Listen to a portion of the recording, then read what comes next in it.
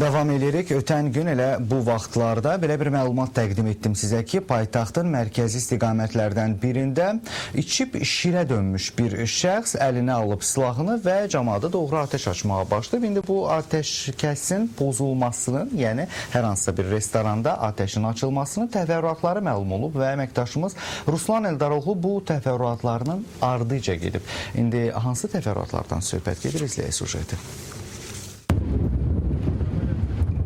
Badamlar qəsəbəsində Bulaq restoranında baş verən silahlı insidentin iştirakçıları içərisində idmançılar olub. Atışma zamanı 2 nəfər Fuad Ələkbərov və Süleyman Abdullayev adlı şəxslərin güllə yarası aldığı deyilir. Hər iki şəxs hadisədən bir neçə saat sonra xəstəxanaya yerləşdirilib. Silahlı insident zamanı Amerika Birləşmiş Ştatlarının Bakıdakı səfirliyinə məxsus və restoranın yaxınlığında park edilən minik maşına da güllə dəyib. Əraziyə cəlb edilən polis və prokurorluq orqanları əməkdaşları hadisə yerindən 5 giliz tapıblar.